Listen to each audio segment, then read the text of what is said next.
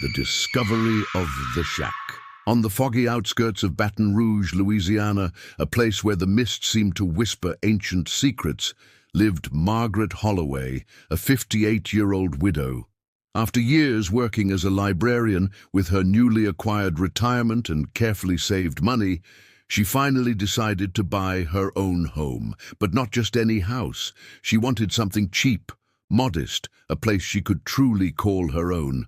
It was at an auction, a lot of old properties, that she found a shack for $100,000. The price seemed ridiculously low, almost a gift. A triumphant smile spread across Margaret's face. Finally, freedom and independence. The shack was old, with peeling paint and windows draped with torn curtains. The neighborhood seemed silent, almost eerily deserted. Margaret didn't mind. She had always preferred solitude to forced company. What enchanted her most was the high roof and the attic, promising enough space to store her memories and the old books she cherished.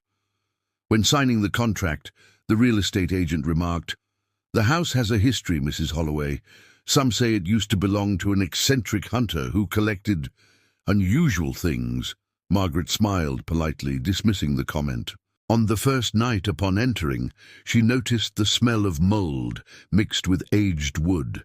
She lit the fireplace, easing the sharp chill of the autumn evening. Every creak of the floorboards seemed amplified, as if the house itself were breathing. She shrugged it off, thinking it was just the age of the building. She slept soundly, despite a few confusing dreams filled with shadows moving across the attic. The following day brought the routine of cleaning and organizing. While unpacking books and clothes, she heard a strange sound coming from the attic, a muffled hiss, but paid it no mind. Probably a rat, she thought. Yet, as the days passed, the sound repeated, always at the same time, subtle, almost imperceptible. On the third night, the atmosphere changed. Margaret was preparing dinner when she heard a loud crack above her head. The roof seemed to vibrate, followed by a deep, low hiss that sent shivers down her spine. She climbed to the attic with a flashlight, each step echoing ominously. The attic was dark and dusty, filled with old boxes and cobwebs. Then, behind a broken door, she saw something that made her heart race. A massive shadow coiled along the wooden beams, eyes gleaming in the flashlight's beam. It was a gigantic anaconda, its head almost touching the floor. Margaret stumbled back, trembling, unable to scream. The anaconda seemed to watch her every move, still calculating. She did not know that the creature had been there since the previous owner. To make matters worse, no phone signal worked in the area. Alone, in the dark, with such a massive snake above her head, Margaret felt true fear for the first time. The following days were filled with growing tension. The anaconda did not attack, yet its presence was constant. Hissing in the night, shadows slithering across the attic, thuds on the roof as if something heavy were moving. Margaret began researching the animal, but the zoology books she owned said nothing about such a species living in attics in the United States. She began questioning if it was merely a product of her exhausted mind and prolonged solitude. One night, she decided to set up a makeshift security camera in the attic. What she saw on the footage shocked her. The anaconda was not just there, but moved with almost human-like intelligence, descending the beams and exploring the house with surgical precision.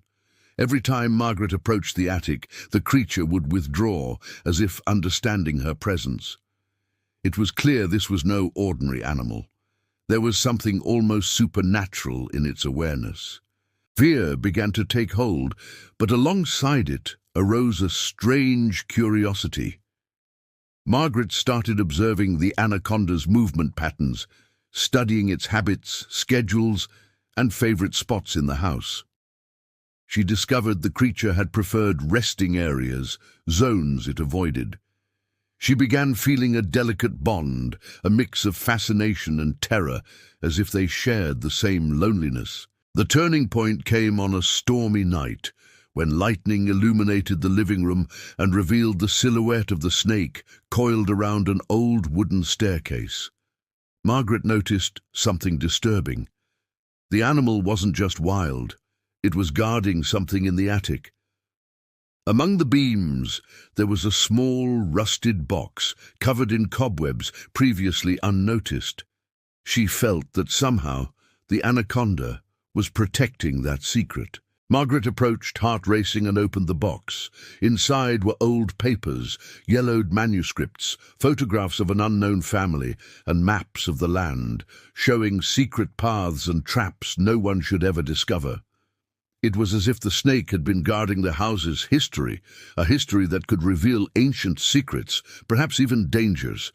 But now it was in Margaret's hands. Perfeito. Aqui está a parte 2 da história em inglês, mantendo o suspense, terror leve e final emocionante. Mizu. Parte 2. The Secret Guardian. The next morning, Margaret awoke to the faint sound of rain tapping on the old roof, yet beneath the steady drizzle, she could hear the subtle hiss of the anaconda somewhere above her. It was as if the creature had sensed her curiosity the night before.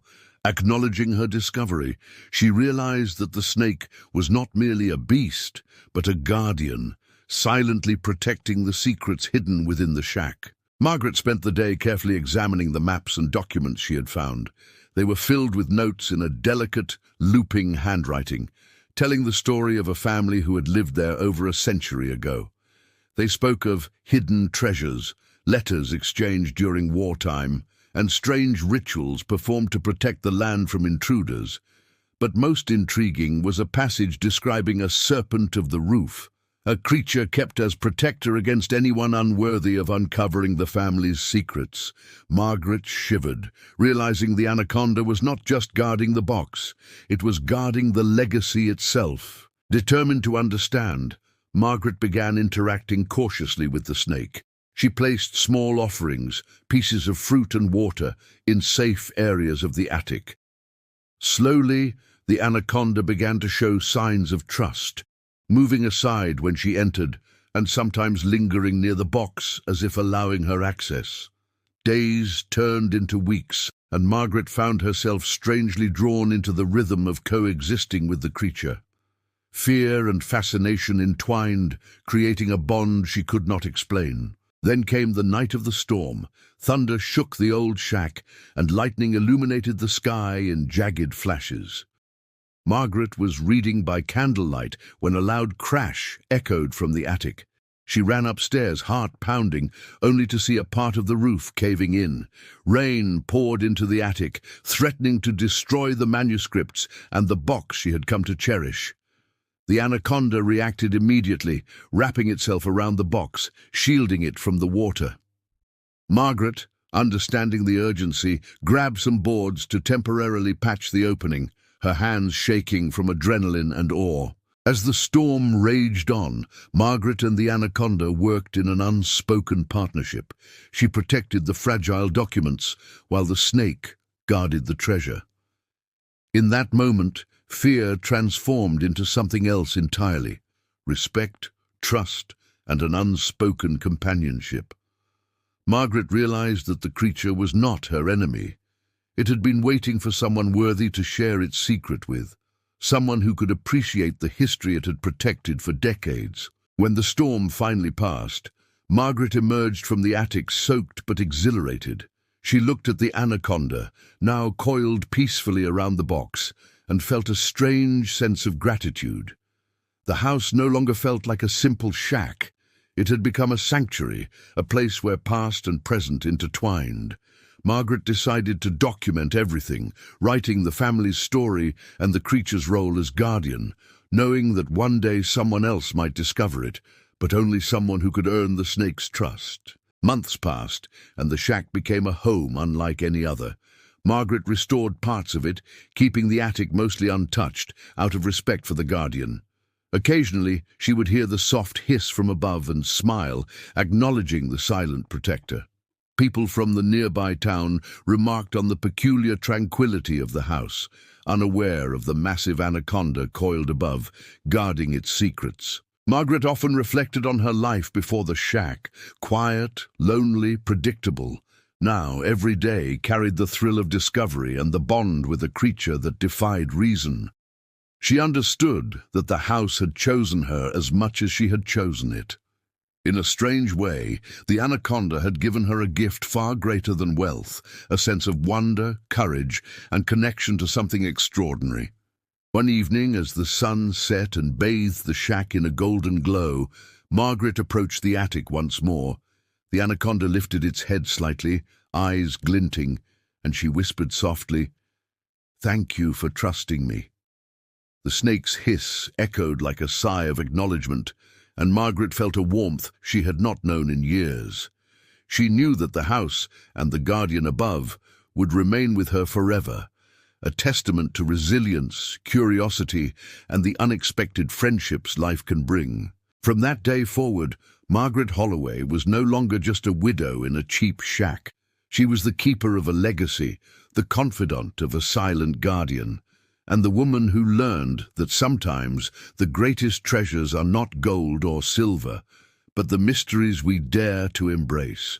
And though the world outside remained ordinary and indifferent, inside that attic, amidst the wooden beams and the slithering guardian, Margaret had found something timeless: awe, courage, and a story worth telling.